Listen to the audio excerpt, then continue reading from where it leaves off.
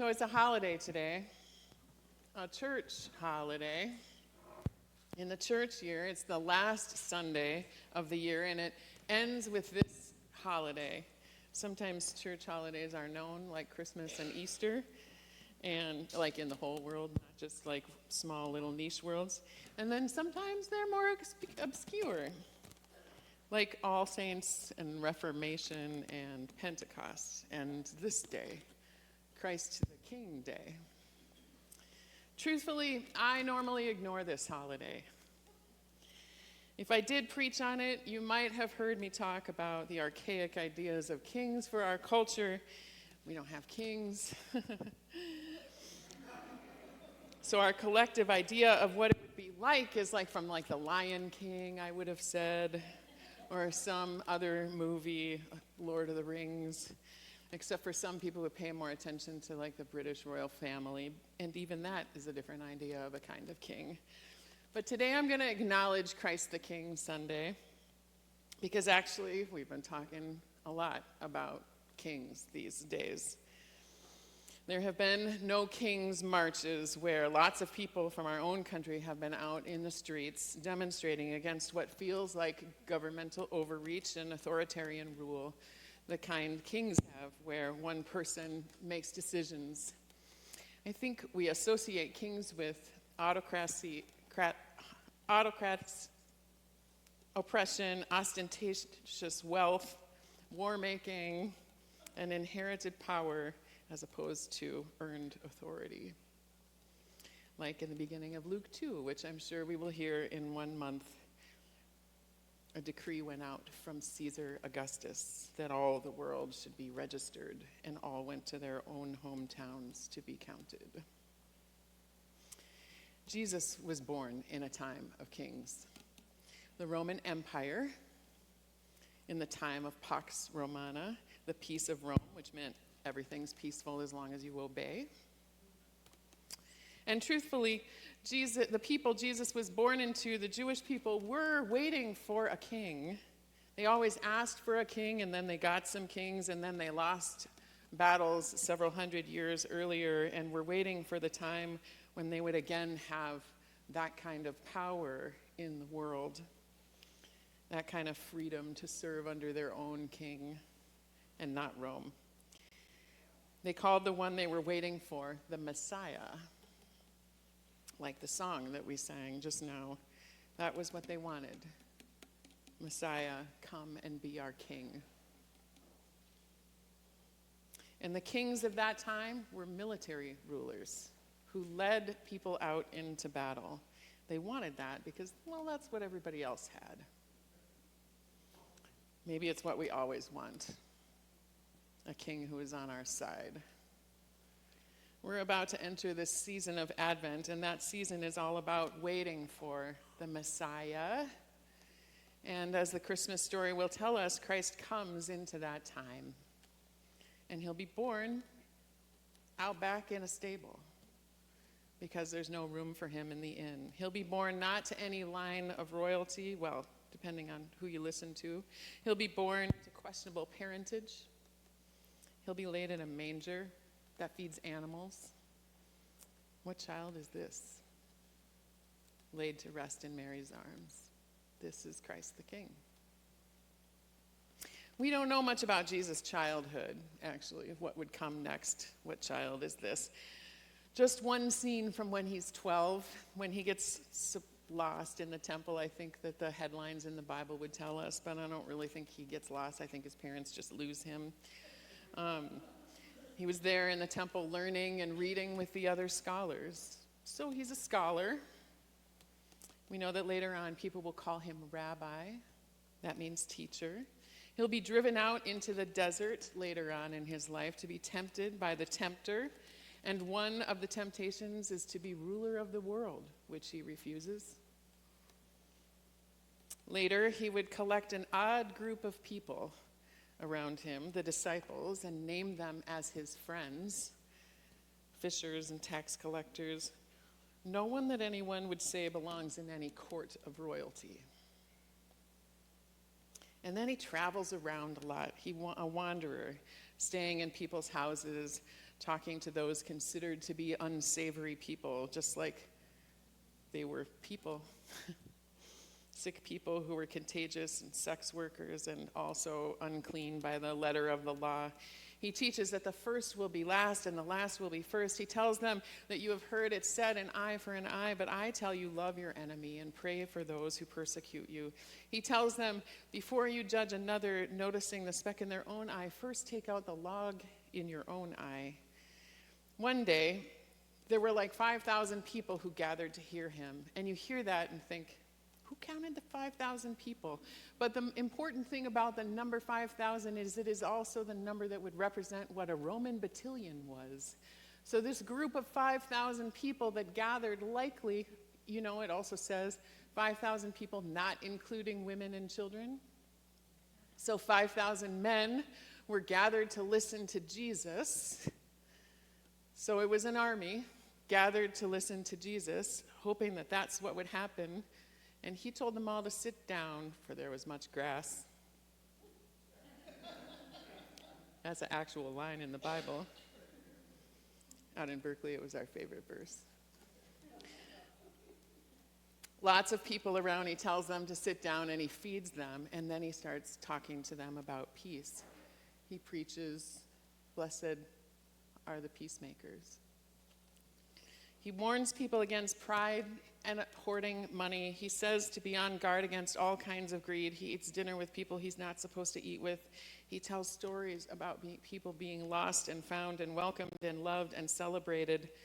And in the end of all these things that were against the cultural and maybe just natural order of humanity, because it challenges the rulers of the day and maybe the rulers of any day, both religious rulers and political rulers, and how they sometimes get intermingled, they sought to kill him, to set an example of him.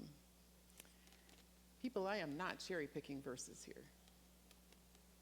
This is all that Jesus is about. If I sounded like I was repeating myself, it's literally because I paged through the Bible, looking at all of the things that Jesus said and did in one of the Gospels.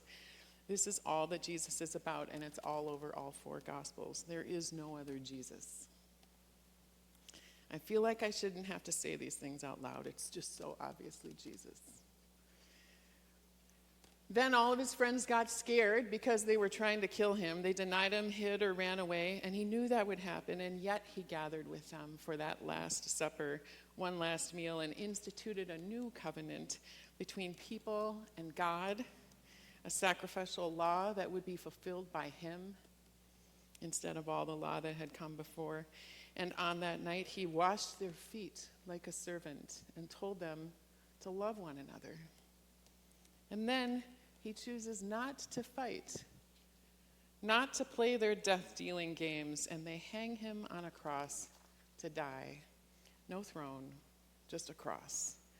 No crown except the one made of thorns by those authorities to mock him, and a sign hanging over his head in quotes, King of the Jews. Meaning this people who had no king, who lived under Roman rule, who had a king for centuries, this is the best you can do. We'll just hang him. To the one hanging next to him, a criminal, and we don't know what his crime was. He seems to believe he deserves his punishment. To him, he says, today you will be with me in paradise. And from the cross, he calls for forgiveness for them, for all of them, for all of the thems. Forgive them, for they know not what they do. And then he dies.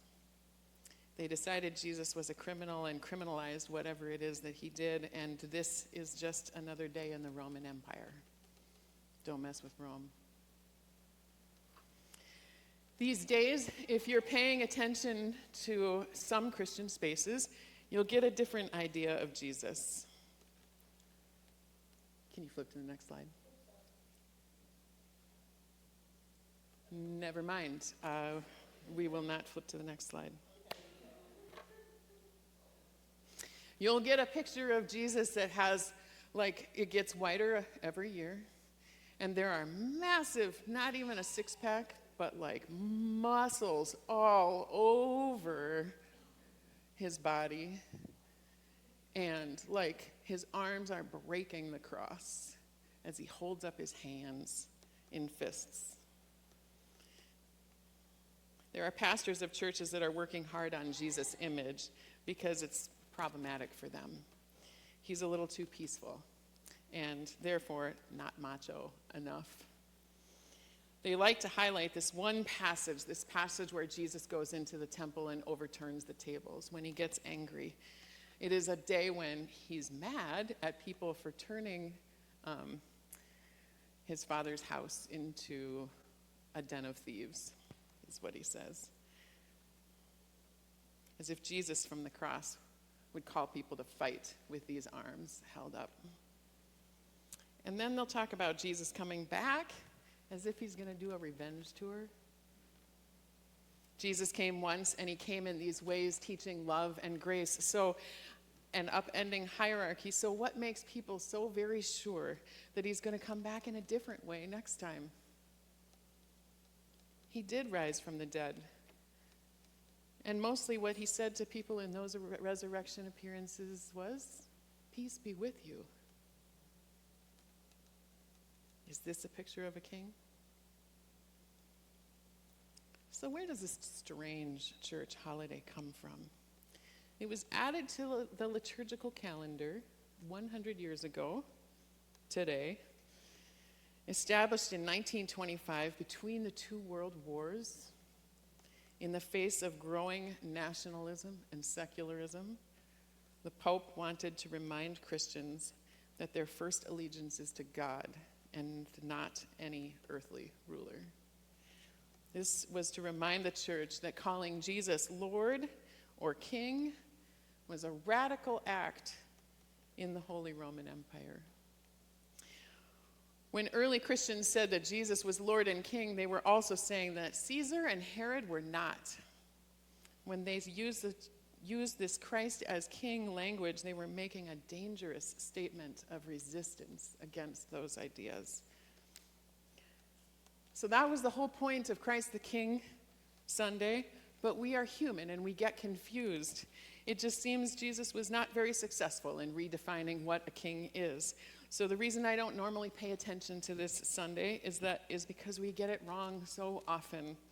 People try to turn Jesus into the kind of king that we know, exactly the kind that he didn't want to be and wasn't. In other churches today, they will end a sermon that might even sound something like this, with this hymn that goes, "Crown him with many crowns," and it will be full of, organ triumphalism. And even though the songs themselves probably have the right words to them, the very nature of the tune and how it sounds with its triumphalism will preach something different about this kingliness and make us do the thing that he didn't want to have happen. Then there's so many of them. If you went to, there's another. If you go to one of those churches that sings a different kind of song than we sing, they'll be, there it is. Yeah, show people. Here is our King. Yeah. The Lamb on the throne. I know, you need CrossFit and a lot of drugs to make that happen.